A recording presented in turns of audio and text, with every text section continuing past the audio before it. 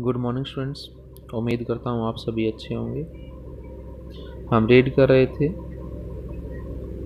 Constitutional design.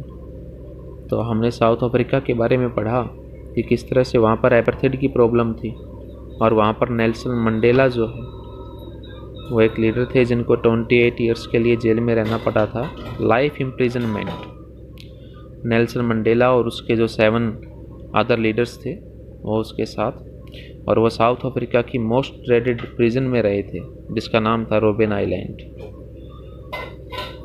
तो अब हम पढ़ेंगे कि जो नया कॉन्स्टिट्यूशन है वो किस तरह से साउथ अफ्रीका में फॉर्म किया गया।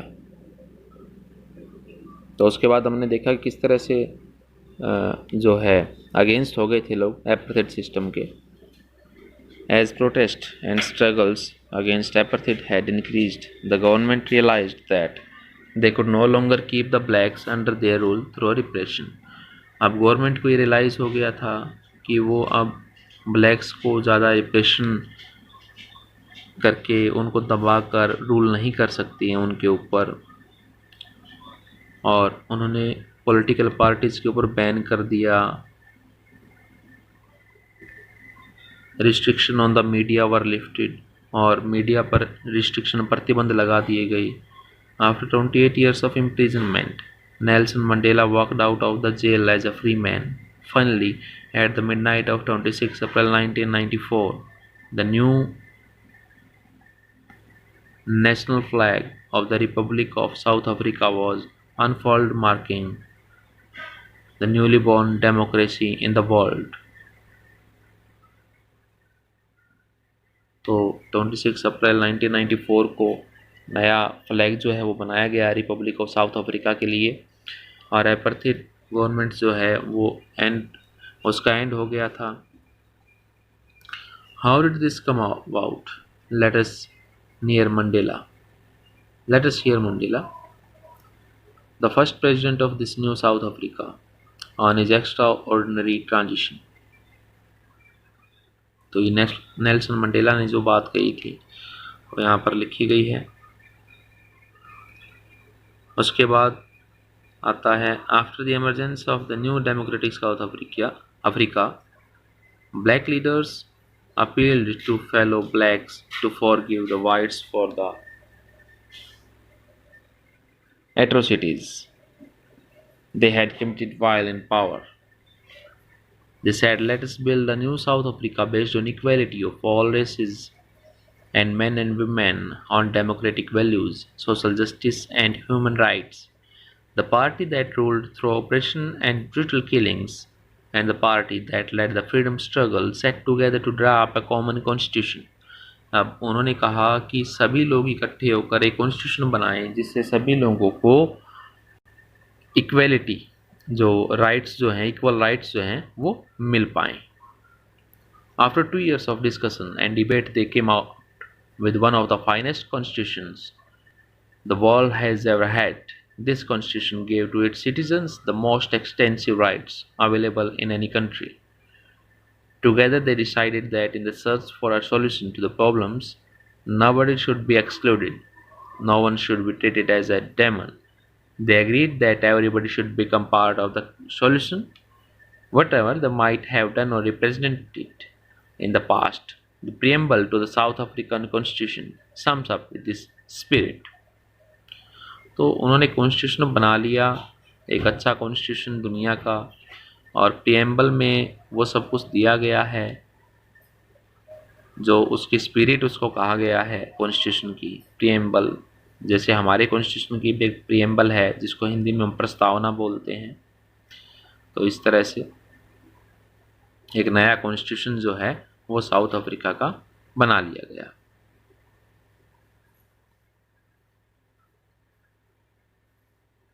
The South African Constitution inspires Democrats all over the world. A state denounced by the entire world till 1994 as the most undemocratic one is now seen as model of democracy. अब ये एक model of democracy बन गया था south Africa. पूरे सभी countries, पूरा world जो है वो इनको देख रहा था। Why do we need a constitution? अब देखो कॉन्स्टिट्यूशन की ज़रूरत क्यों है। The oppressor and the oppressed in this new democracy were planning to live together as equals. It was not going to be easy for them to trust each other.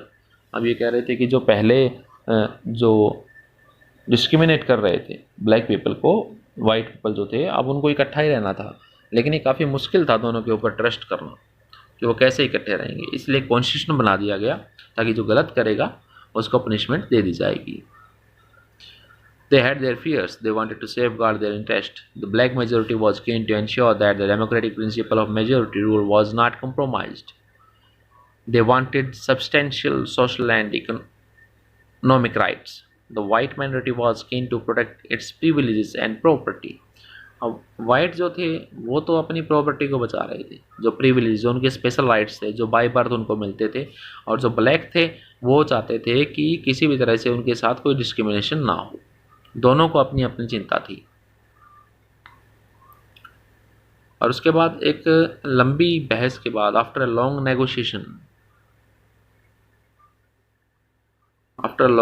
Negotiation both parties agree to compromise. दोनों compromise कर लेते हैं और उसके बाद कुछ basic rights जो हैं वो पुअर्स के लिए, वर्कर्स के लिए बना दिए जाते हैं। ब्लैक्स भी एग्रीड हो जाते हैं। Rule would not be absolute. Majority की, जो मेजॉरिटी में है, अब उनका कोई एब्सोल्यूट रूल नहीं रहेगा, यानी कि एकदम से वो तानाशाही नहीं करेंगे। और वो majority would not take away the property of the white minority, और जो वाइट माइनॉरिटी है उनकी भी प्रॉपर्टी वापस नहीं ली जाएगी। How was the compromise going to be implemented? तो इसे किस तरह से इम्प्लीमेंट किया गया?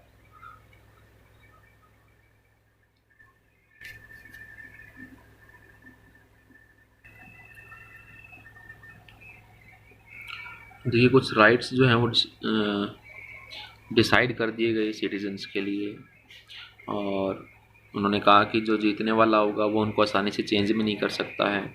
तो साउथ अफ्रीका में इस तरह से एक जो है कॉन्स्टिट्यूशन बन गया, रूल्स बन गए थे, और पूरी दुनिया के लिए एक एग्जाम्पल बन गया था।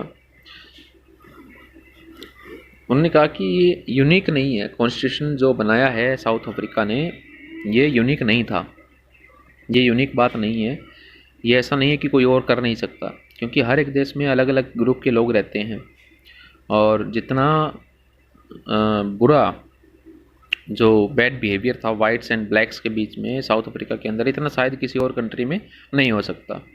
लेकिन फिर भी लोगों के अलग अलग ओपिनियंस और इंटरेस्ट होते हैं, चाहे वो डेमोक्रेटिक हो या ना हो, और सभी देशों में दुनिया के कुछ ना कुछ बेसिक रूल्स हैं, उनकी कुछ बेसिक नीड्स हैं, उनके अकॉर्डिंग वो अपने रूल्स बनाते हैं। तो इस तरह से कॉन्स्टिट्यूशन की जो डेफिनेशन है वो इस तरह से दी जा सकती है: the constitution of a country is a set of written rules that are accepted by all the people living together in a country. Constitution is the supreme law that determines the relationship among people living in a territory called citizen, and also the relationship between the people and government. A constitution does many things. ये देखिए, सभी लोग जिसको accept करते हो, और ये एक रिलेशनशिप होता है जो वहाँ पर लोग रहते हैं, लोगों के बीच में, और लोगों और गवर्नमेंट के बीच में भी एक रिलेशनशिप होता है कॉन्स्टिट्यूशन के ज़रिए, और काफ़ी काम करता है कॉन्स्टिट्यूशन। क्या काम करता है वो देखिए यहाँ पर: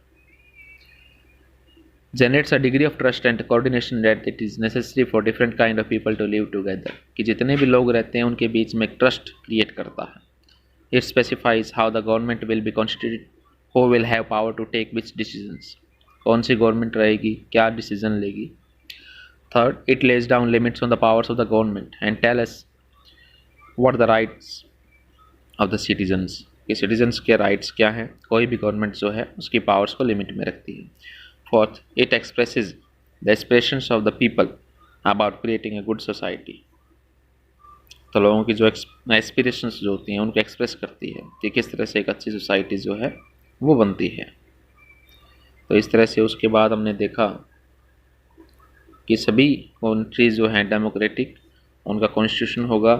after the war of independence against great Britain, the Americans gave themselves a constitution. After the revolution, the French people approved a democratic constitution. Since then, it has become a practice in all democracies to have a written constitution. तो इस तरह से हमने देखा constitution क्या है, definition इसकी आप पढ़ चुके हैं। ये देखिए, ये डेफिनेशन इसकी यहाँ पर दी गई है। कॉन्स्टिट्यूशन क्या होता है, उसके काम क्या हैं, ये 4 पॉइंट दिए गए हैं। आज के लिए इतना ही।